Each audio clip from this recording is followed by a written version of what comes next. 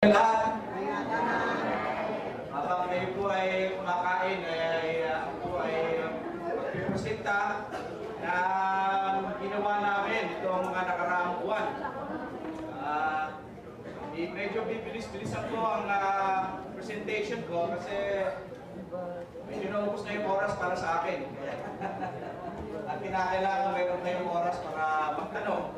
Kaya marami akong mga slides na ipapakita, pero bibilisan ko na lamang at hindi ko na-explain. Sasabihin ko lang sa inyo kung anong sinasabi noong mga nasa slides na yun. Apat na bagay po ang gusto ko ipahatid sa inyo lahat. Apat na bagay laban. Ang una gusto ko ipahatid sa inyo lahat ay kailangan ninyo ng elektrisidad. Yan po ang unang-una na gusto kong ipahayag sa inyo. Itong region na ito, kailangan ninyo ng elektrisidad, ng power. Yun ang una. Ang ikalawang bagay na gusto kong ihatid sa inyo lahat ay yung aming pag-aaral na ginawa ay napakalawak at napakalalim. Kaya ipapakita ko sa inyo yung mga slides yung aming ginawa nitong mga nakaramuan. Hindi ko na i-explain yung technical aspect. Ipapakita ko sa inyo lang ng mabilis para magkaroon kayo ng idea na talagang ginawa namin.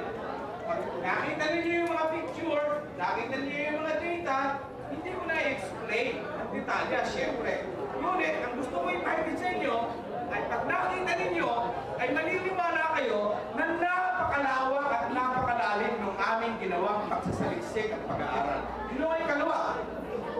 Ang ikatlo, gawa ho nang nakikipag-usap dito, may nagsabi, kayo naman ho doktor, pag-alis ninyo, kami ang may iwan. Kaya ang ikatlong ipapahatid ko sa inyo, ayun ho, monitoring.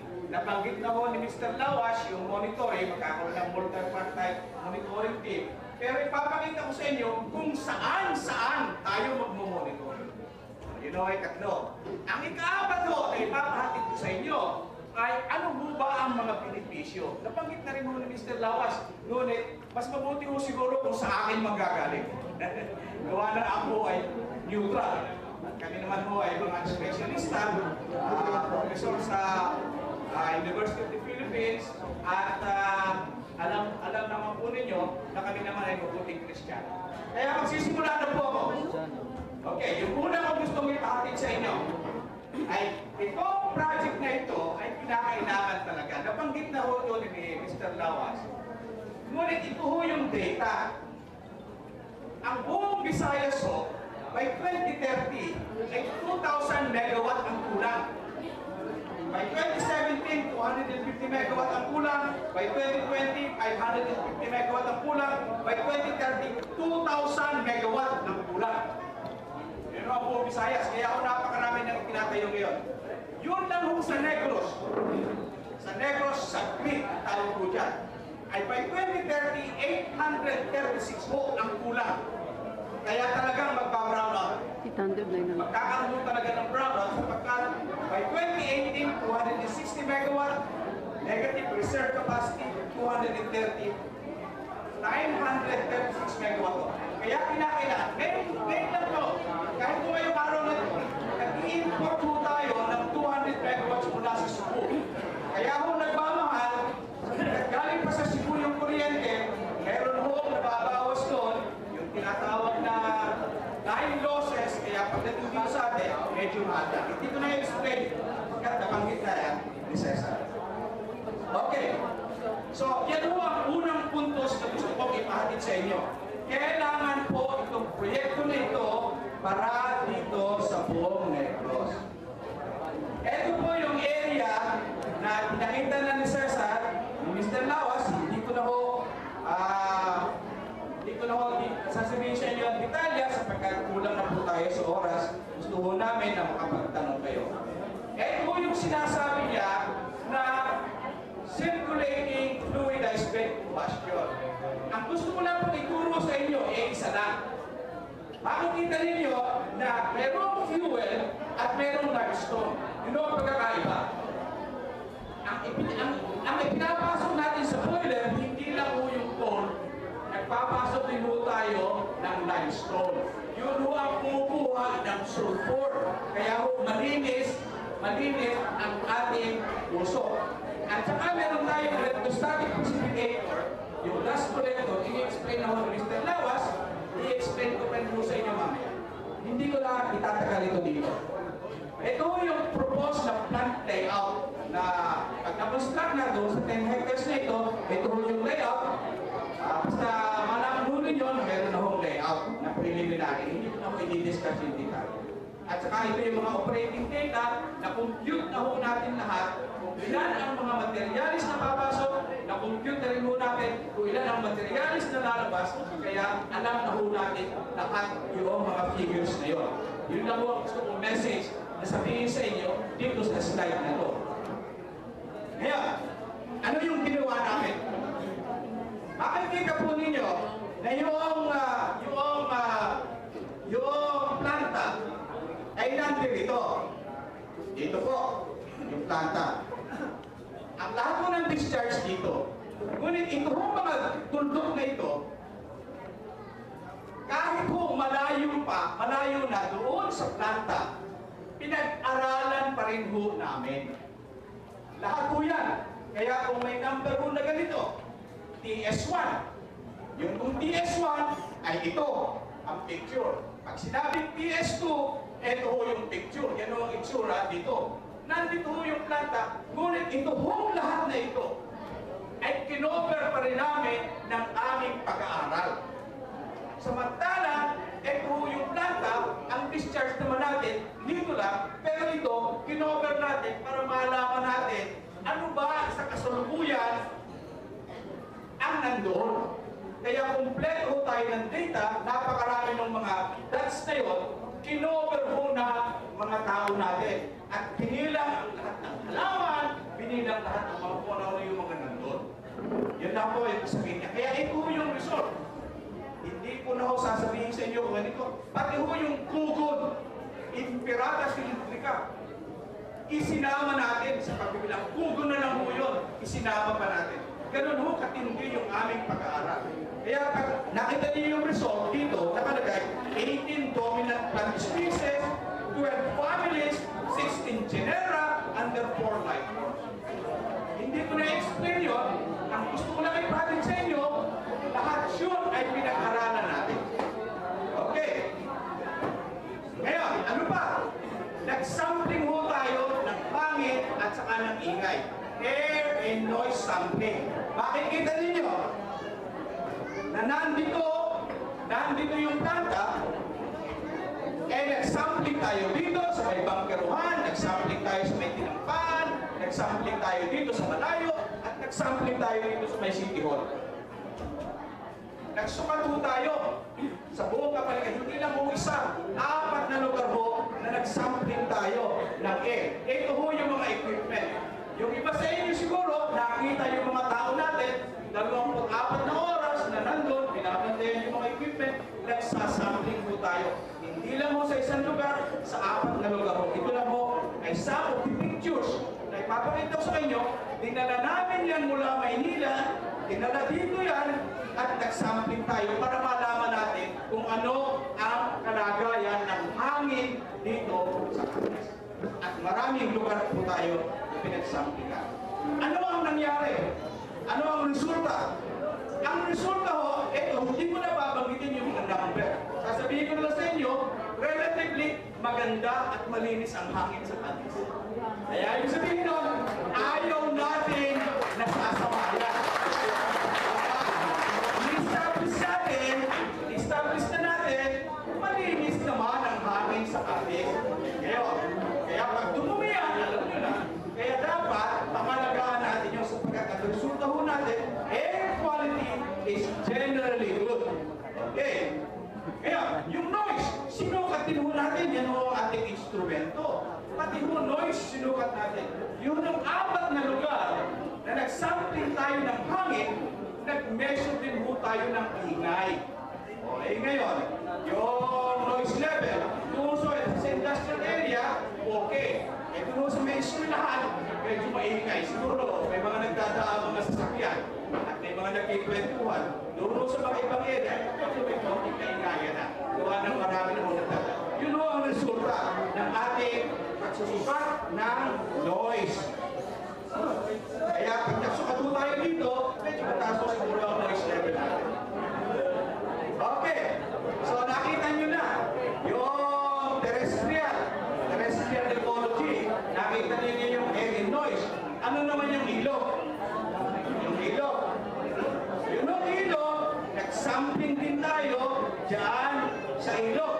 Ito ho yung picture noong ilog na yan. Saan tayo kumuha ng mga sample? Makikita ninyo. Ayan. Sa 2, 3, 4 area. Kahit ho nandito yung planta, dyan ang discharge, sinamplingan pa rin natin ito. Ito ang mga ilog na ito. Wala naman tayong i-discharge dyan. Ngunit gusto natin makita kung ano ang kalagayan nitong mga ilog na ito. Papunta natin dito sa may creek. Pinunan ho natin ang sample yan. At may analysis ho yan.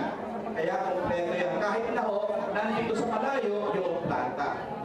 At iho yung groundwater, makikita ninyo, nag-sampling tayo ng groundwater dito, sa may tinampaan, pati ho yung source ng inyong drinking water, sa pusa-pusa, pinuntahan natin, kumuha pa rin tayo ng sample dyan. Hindi naman ho tayo mag-discharge dyan, pero gusto natin malaman ano talaga ang kalagayan ng tubig sa buong atis. Nag-sampling ho tayo. Kaya, eto ho yung resulta. Hindi ko na ho isa-isahin ang resulta nitong river water quality. Ang sasabihin ko lang ho sa inyo, yung river water, okay naman, except etong sinasabi natin coliform. Medyo mataas ang coliform. Kaya siguro ho, nag-discharge tayo ng ating mga domestic waste, kaya medyo mataas na ho ang coliform. Yun ho ang resulta niya. Papakita ko sa inyo na napakarami nating in-analyze. Hindi ko na ho isa-isa nito. Gusto ko lang po makita ninyo na nandyan lang po yung mga data na nakuha natin. Groundwater, spring water quality, groundwater, nakuha ho natin lahat yan. Analysis, meron po tayo. Okay? Yung inyong groundwater, okay naman, medyo mataas na ng konti ng suspended solid. Yung inyong marine water, okay din. Okay. Yeah. Yun yung ecology, hindi lang ho yung analysis, yung chemical analysis. Pati ho, yung mga microorganism doon sa ilog ay pinag-aralan ho natin.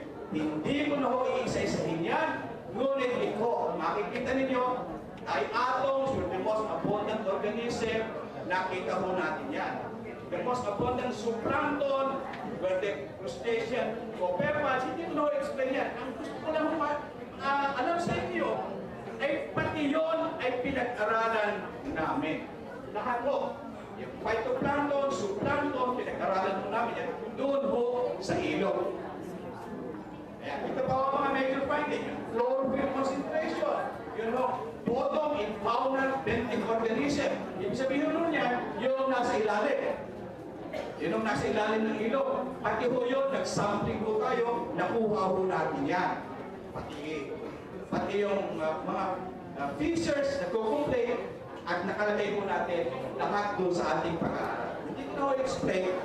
Gusto ko lang may palang sa inyo at ikahatid sa inyo ay malawak at malalim ang ginawa nating pag-aaral para makasigurado tayo na talagang itong proyekto na ito ay hindi mag-contribute sa pollution ng Atis City. Ngayon, yun naman dagat. Ito ang medyo crucial. Makikita natin na dito, kasi nga ang ating planta ay nandito, napakalaki ng ating ginawang pag-aaral dito. Kaya ito, 1, 2, 3, 4, 4 na oceanographic measurement ko ang ating nilagay dyan. At nagme-measure tayo ng current, nagme-measure tayo ng temperature. Yan po si Charlotte, konti na hong malulot, gawa ng tumumba yung bangka. Ay, kwento naman sa India. Tumumba yung bangka niya at nagme-measure mo siya dyan, naglagay siya dyan ng mga pang-measure. Ano pa? Nagkumuha rin ho tayo ng water sample, 1, 2, 3. Kumuha ho tayo ng mga water sample dyan, in-analyze natin yan. Ano pa ang ginawa natin? Ito ang mga analysis. Hindi ko na, again, sasabihin sa inyo ng isa-isa, pero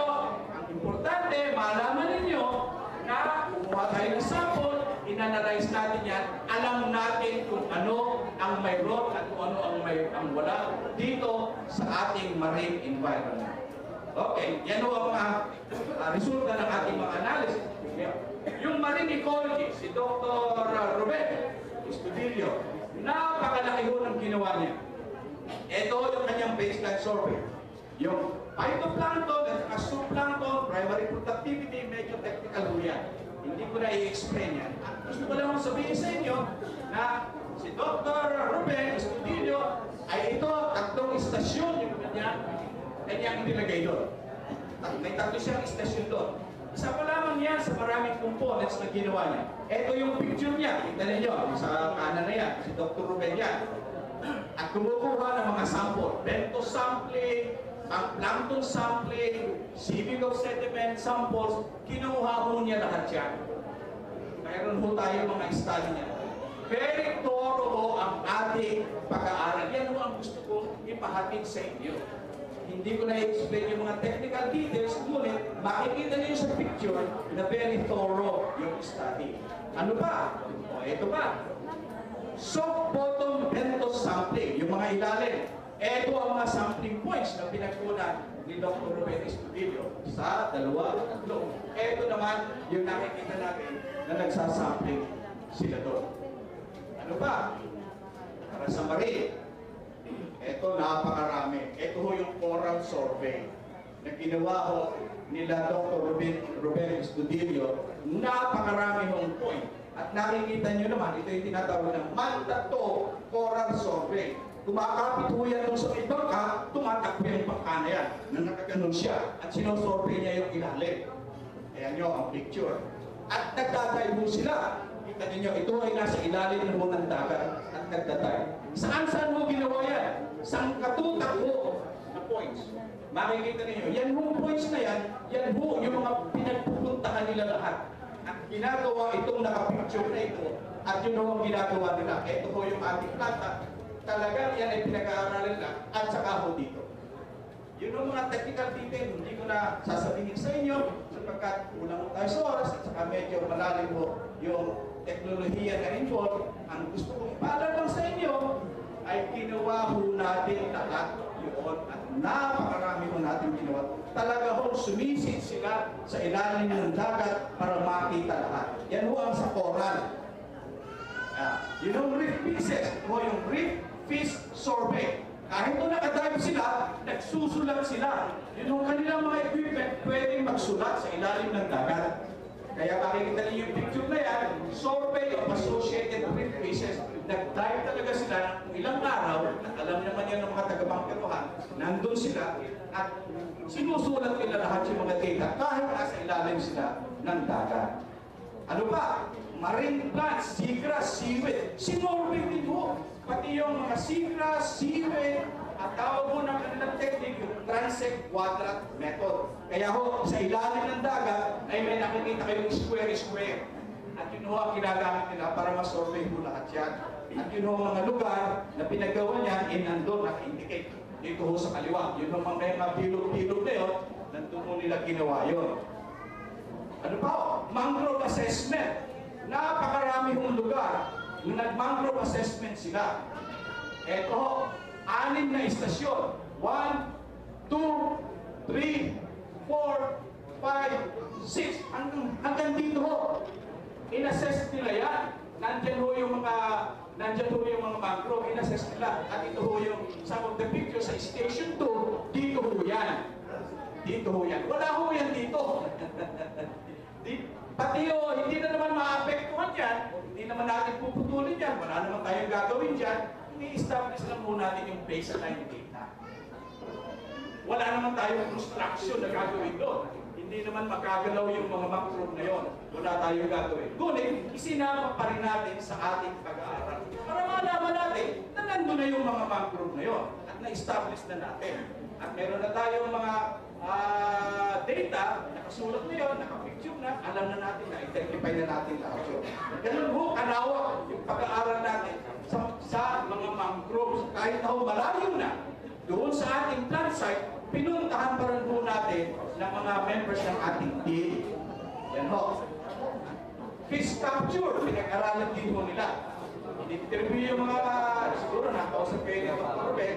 Si Dr. Ruben, no, natatandaan nyo, may 6 na kasama yan ng mga diver na kasama at interview sa inyo para makuha yung mga data. Ano? Ano ang summary? Ito yung summary. Sa dami ng mga sampling points, sa dami ng mga stations for study, ang dami, nakita nyo naman, no, pinakita ko na napakarami. Sa lahat ng lugar doon sa dagat, pati doon sa lupa, napakaraming mga points of observation. Ano ho ang resulta? Ito ho yung mga resulta. Medyo technical ho yan. Diatoms with the most abundant phytoplankton, 91%. Kahit ako, hindi ko masyadong naiintindihan yan. Ano ako ho ay chemical engineer. Pero sila, mga ecologists, alam nila yan. Na-establish ho natin yan. Nandun na ho. Na-i-record na natin yan. Protozoan represented solely by sea lake Rhodonopsis. Tama ba yun, Dr. Ruben? Ang ibig ko lang sabihin sa inyo, na-establish natin, pati yung chlorophyll concentration, nalaman na natin. Kaya kumpleto ho tayo. Ano ba? Yun yung oral ninyo, nalaman na namin. Masama na po ang oral ninyo. Wala pa ho itong planta na ito, 3% na lang ho ang inyong oral. Ang pinakamalapit ho ninyong oral mula dito sa ating planta, may mga 1 kilometro pa. Hindi ho maapektuhan ang proyekto natin yung corals. Pero, 1 kilometer yung iba ho, 3.6 kilometers pa mula doon sa plant site ng coral. Pero, nakita na ho namin na yung coral ninyo masama. 3% na lang ang cover. Kaya kung later on, at may mag-survey, nandiyan yung planta, sasabihin, masama ang coral siguro dahil sa planta. Hindi ho. Ngayon pa lang ho, na-establish na namin na ang coral ay masama na. Okay? Very poor condition na ang inyong coral. Kompleto na ho ang data natin dyan. At yan ay na-survey na nila. Yan ho ang mga resulta. Ang fish, 9 to 25 reef fish species belonging to 4 to 10 families were recorded. Nakasulat na ho ni Dr. Ruben yung lahat ng mga species ng mga isda ninyo dito sa kapaligiran. Alam na po natin yan. Kaya walang makakapagsabi later on na kaya nawala yung fish species na yun ay dahil sa planta. Sapagkat na-establish na po natin ano-ano ba ang mga isda na nanandiyan. Pati ho yung mga fish. Poor abundance and biomass of fish species sa mga sampling stations, nandun na, na-establish na. All sampling stations were inhabited by sargasso. Medyo masama ho yun, pagano po ang inhabitants ng mga sampling stations. You know ang conclusion ni Dr. Ruben. Kaya meron na ho tayo dyan. Ito pa, 31 species belonging to 19 families na identify na sa lahat ng 6 stations ng mangrove area. Na-identify na ho natin ang lahat ng mga mangroves dito. Whether nandoon sa plant site o wala. Pati ho yung mga yak. Pag napunta ho kayo doon sa plant site, nakikita niya mayroon na akong maliliit mangrove na tumubo na ulit. Kasi medyo na-reclaim na ng konti yun. Pati ho yun, binigyan ni Dr. Ben. 600 to 700 ho yung doon. Ganyan ho, katoro si Dr. Ruben Estudillo. Sa kanyang pag-aaral sa mayroon ho siyang 6 na assistant. Kaya na-establish natin yan, pati ho yung mga pangalan ng mga species, yung station 3, doon mismo sa plant. Ito pa, yung crabbing. Pinag-aralan na rin ho natin. Ano ba ang itsura ng inyong crabbing industry? Pinag-aralan na rin ho ni Dr. Ruben. Mayroon na ho tayong kompletong data tungkol sa crabbing. Ito, at nandito lahat ho yan. Crabs are exploited by gillnets, pati ho yung pangalan ng species ng blue crab. Yan ho ang resulta. Kaya, wala ho tayong masasabi sa ating marine survey. Sapagkat yung planta ho natin ay doon ho sa tabing dagat. Kaya ho, nag-focus kami talaga doon sa dagat ng aming pag-aaral. Pero kahit na po doon tayo sa may dagat, doon ho nakafocus. Pag tinignan po ninyo itong aming report, ganito ho kakapal. Dalawang ganito ho ang aming report. Ito ho ay kalahati lamang ng aming report. Doble po nito. At pag tinignan po ninyo yan, siguro makikita ninyo 1/3. ay kasama rin sapagkat ang ating planta ay nasa mitad. Ngunit, pinag-aralan pa rin natin kahit na yung land, yung tinatawag natin terrestrial ecology, at saka yung water, yung ating river ecology, pinag-aralan pa rin kahit wala mo tayong ini-discharge. Ganyan no, kalawang at karali ng ating pag-aaral. Kaya yung people, nandiyan na ho, 16 na households yung maapektuhan at yun din, graduation. Alam na natin yung data. Ito lang po ang gusto kong i-emphasize. Ang poverty line po sa Cadiz ay 33.4%. Napakataas po ng poverty line ng Cadiz. 33.4%. Kaya ako, bilang isang Kristiyano, ay ako po ay naantig ang aking damdamin. Kung hindi ho talaga tayo magkakaroon ng development dito, ay ito ho poverty percentage nito ay lalong lalo. Kinakailangan ho, mababawasan natin yung percentage ng poverty. Ngayon, nagkaroon tayo ng consultation. Ako po mismo ang nagkag-usap kay Father. Ayan o, yung picture ko at saka si Father. Ako na po, dyan mo sa kumbento. Nakita ka niya agad, sabi niya, Doktor, Couples for Christ pala kayo kasi nakita niya yung aking pin. Eh sabi ko, ako ay leader ng Couples for Christ. Member ko ako ng International Council. Kaya sabi niya, ganun pala, sige, explain mo sa akin at maniniwala ako sa iyo. You know, ibig sabihin, baka ako may mga member ng Couples for Christ dito. Ay, bibigyan ako ng talk sa inyo. Okay. Nakausap po natin si Father, na-explain natin sa kanya, yung mga iba, nakausap, pinakita na ito ni Linda. Ganyan ho kalawak, pati ho ang consultation sa community. Yun hong 16 na directly maapektuhan, yun hong nandun. Yan ho, binilang na ho natin yung mga bahay na yan, yung mga numero ho yan. 1, 2, 3, 4, up to 16. Ito ho yung mga picture nila. Pag 1, ito yun, 2, ito. 16 ho yan. Ito ho yung mga bahay nila. Yan ho ang i-relocate. Ganyan ho, kalawak ang ating pag-aaral. In-identify na natin kung sino i-relocate sila na ating proponent. At ano, ginawa natin, nag-tagging tayo. Natatandaan nyo, meron tayo itinitip doon, may pirma ako, may pirma si Mr. Lawas, nakatag na lahat yung mga bahay na yon na ating i-relocate. Para yung relocation na yun, sa kanila talaga mapunta.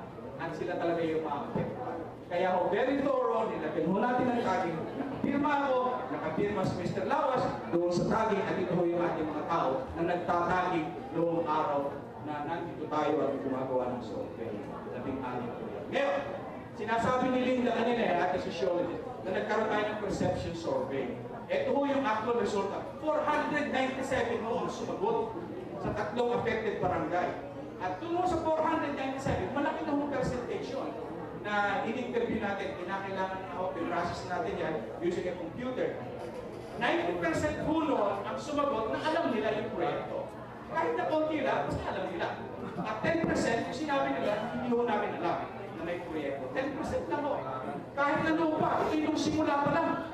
Ngayon, mas malaki na siguro. Gawa ng ITC na ating proponent. Tinanong sila, ano ho ba ang possible na effect itong proyekto na ito sa pagkakaalam nyo? Kasi 90% yung alam yung proyekto eh. Ang sabi ng 84%, aba, positive po yan. Anong ibig mo sabihin ng positive? 77% sa kanila sabi niya, magkakaroon ho ng employment. Yun naman 62% ang sabi, siguro magdadala ng mga investor. Yun naman 58%, siguro madadagdagan na ang aming yun ang mga sinabi. Ito talaga scientific survey ho ito. Mga profesor sa UP ito, hindi ho dinudoktor ang mga figures ito. Ito ho talaga ang gusto. Ngayon, tinanong din natin sila, do you approve or do you not approve the project? Ang approve noon, 73.4%. Sa palagay po namin ngayon, malaki na ho ang itinaas. Gawa na si Mr. Lawas, napakalaki na nung ginawang IEC at na-inform na lahat sila. Pero kahit noon pa, sa simula pa lamang ng project, majority na, 2/3 na ang nag-approve.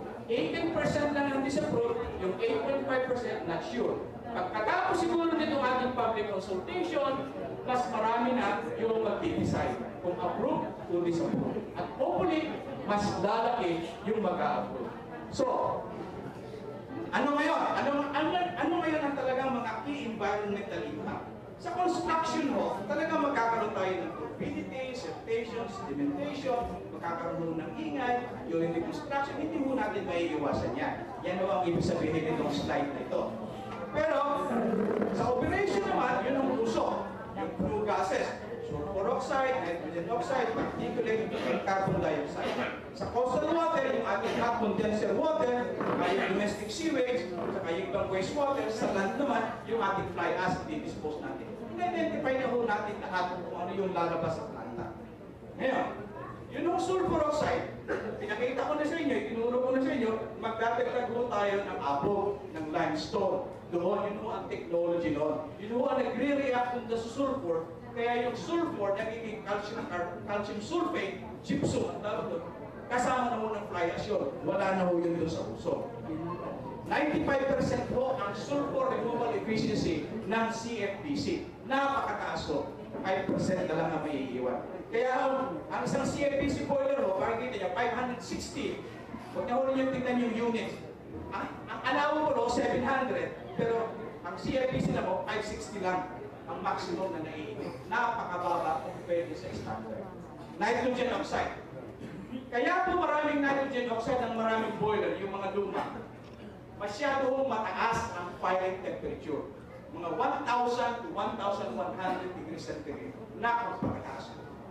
Pag mataas po ang firing temperature ng boiler, yung nitrogen sa hangin, na dinalagay natin, nagiging nitrogen oxide.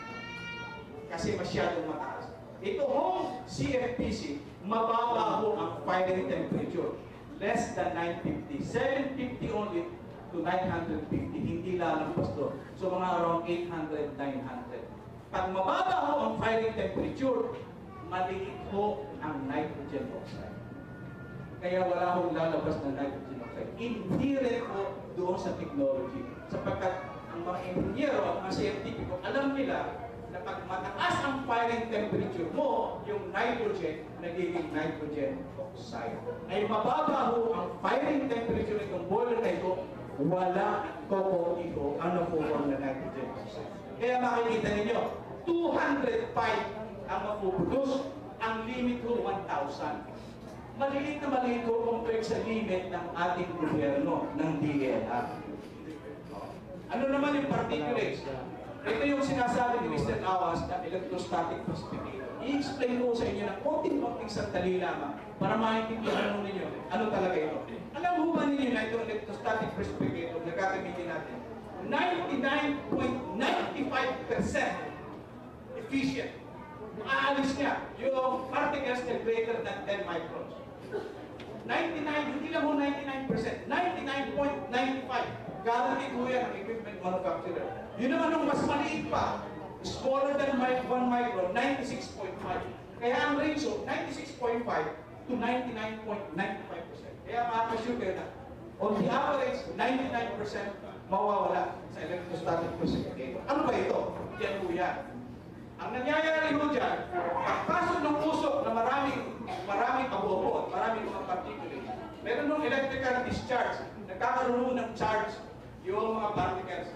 At yung negative na charge ay dumidikit kung sa positive na charge. Kasi negative and positive, naka-attract po yan. Didikit po yan kung sa tabi. Pag dikit nyo, inaalis yun, nahulog, nandun po yung fly ash.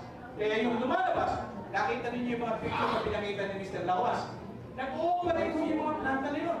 Pero wala kayong nakikita ang usok. Pag nakita ninyo yung mga sugar mill, pag nag-ooperate, may usok. At ito ho, power plant na ito nag-operate, wala ho kayong makikita kahit usok man lang. Puti o itim, wala makikita. Sapagkat maaalis ulat ng electrostatic precipitator. Ano po ang itsura niya sa loob? Ito po. Marami pong compartment yan. Nag-charge yung mga particles, nagiging negative, dumidikit doon sa plate, inaalis at ini-spray ko natin sa plate, nahuhulog po yan. At yun ho ang i-dispose natin, natawag po natin fly ash. Yung hangin na lumalabas, yung flue gas, sa stock, malinis na malinis po. Sapagkat, ang sabi ko nga, ang mga modern electrostatic precipitator ngayon, 99.95% ang efficiency. Ito po ang itsura niyan. Wala po yung planta, kaya itong planta ay papakita natin. Ganyan po ang itsura. Yun ang mga nasa ibabang yan. Ito. Kung tatlo na yan, o apat, yan po ang electrostatic precipitator. Ganyan po kalaki yan. Napakamahal po niya, $30 million. Ayan. Okay, pero ilalagay po natin yan. Pagkat talaga po walang usok na lalabas sa ating planta pagka-deliver. Kaya, ano pa po ang ginawa natin? Alam na natin na mababa.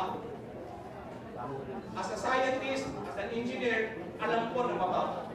Ngunit, ang ginawa pa po natin, hindi pa po tayo satisfied. Hinire po natin si Engineer Charlon. Meron po siyang computer program. Ang sabi ko sa kanya, patakbuhin mo yung computer program mo. Alam ko na mababa yan. Ngunit i-simulate mo. Meron po kasi mga mathematics yan eh.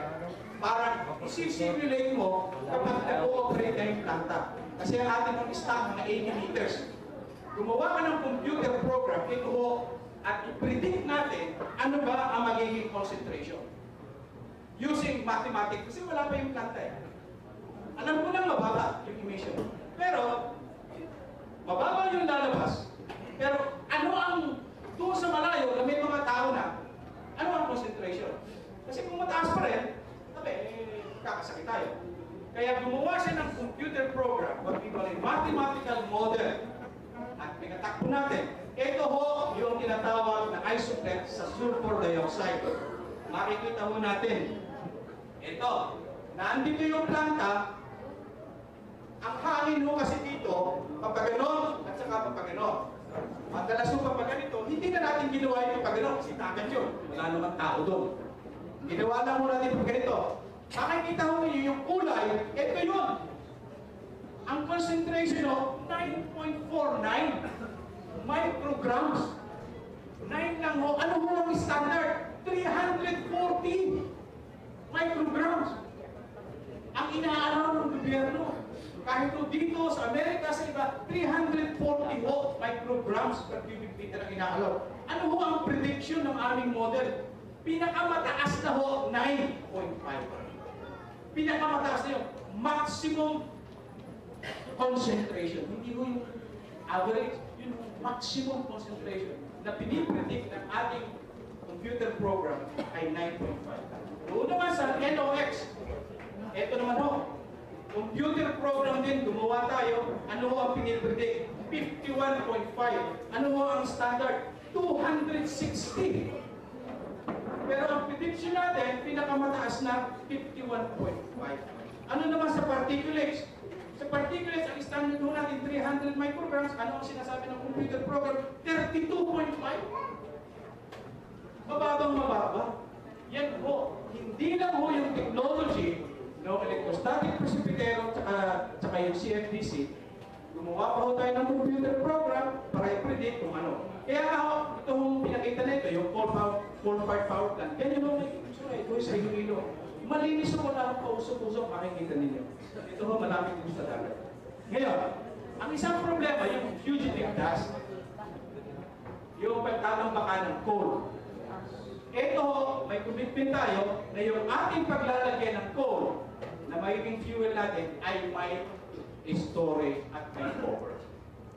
Magko-cover, hindi ho ganito sa design, iba ka ho, iba ang design, pero standard na ho yan sa mga coal power plant na may cover ang ating coal storage. May takip ho yan. Yun namang mga,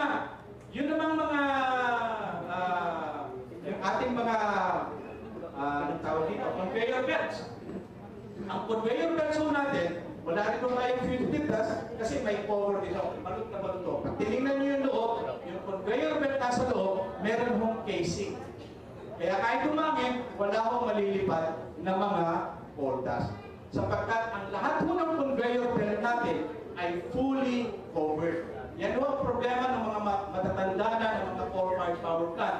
Ang mga conveyor belts ho, wala hong cover. Pero dito ho, ang design ho natin, lahat ho yan, balot na balot. Yung conveyor belt natin ay nandun sa loob. Kapag tayo ay magta-truck, gagamit ho tayo ng fully enclosed truck tulad dito o kaya lahat may cover para wala tayong mga dust. Ngayon, magkakaroon ho tayo ng domestic sewage, may treatment plant ho yun. Maliit lang na po ang ng domestic septic sewage para sa mga toilet ng planta. At magkakaroon dito ng ibang wastewater, magkakaroon dito ng secondary treatment. Ang malaki ho natin volume ng water, yun ang hot condenser water. Mainit ho yun.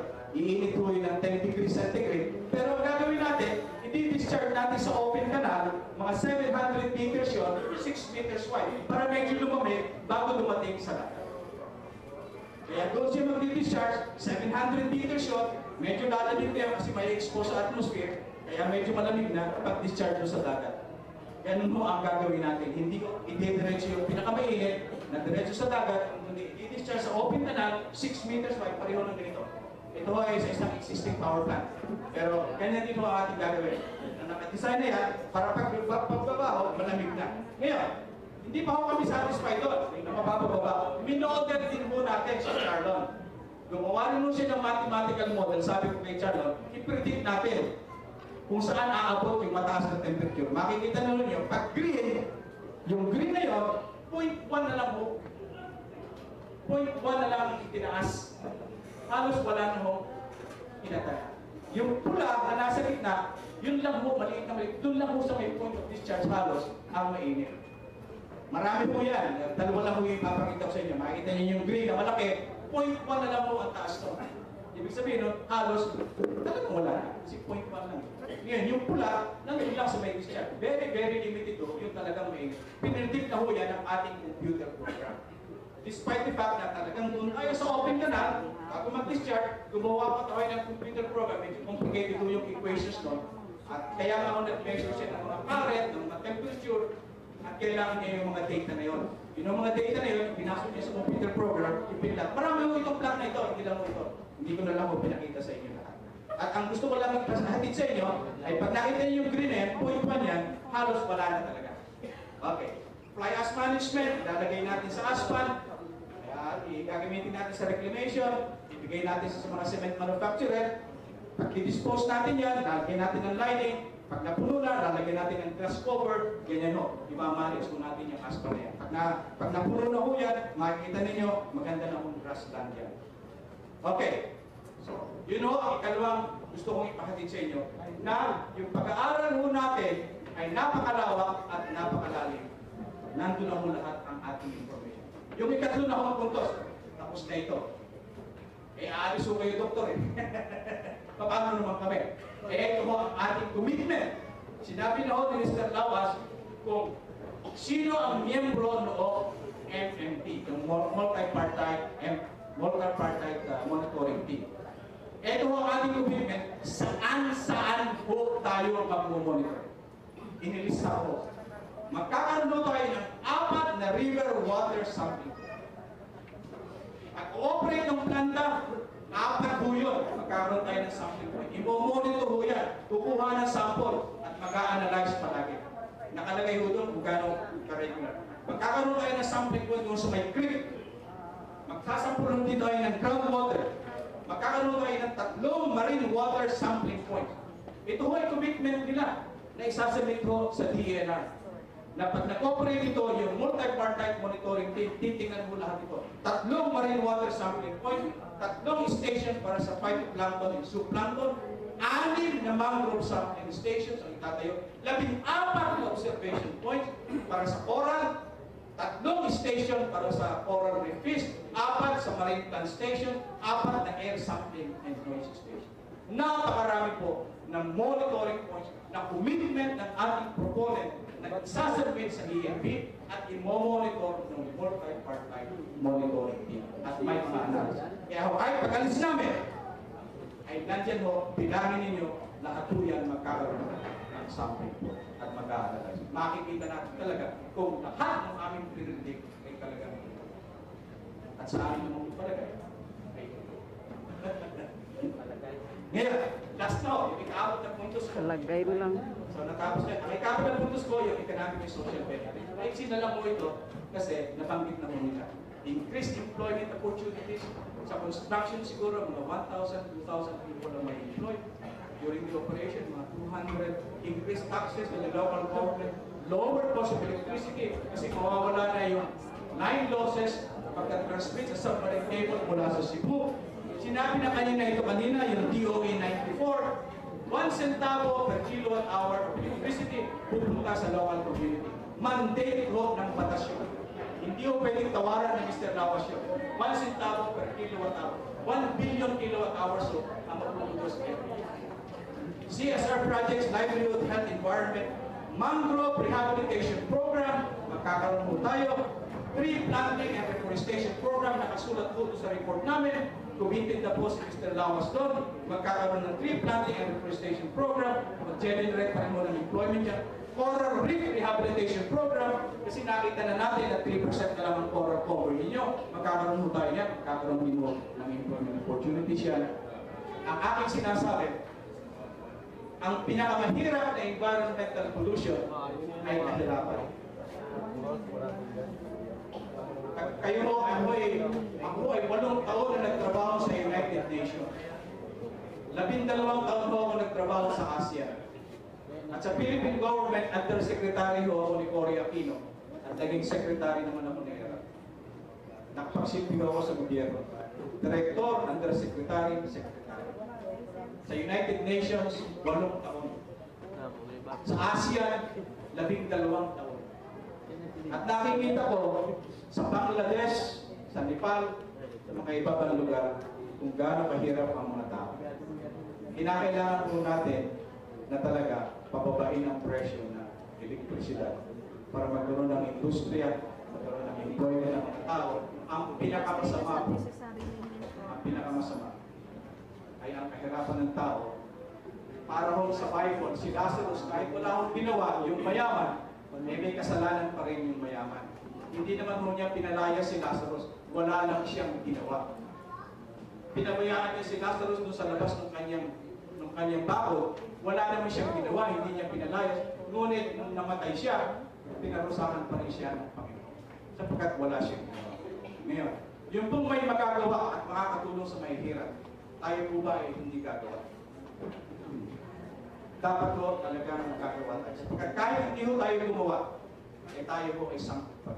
Kaya kung may magagawa tayo, gumawa tayo at tumulong tayo para din po sa ating mga kababayan ng nangangailangan ng tulong. Maraming salamat po.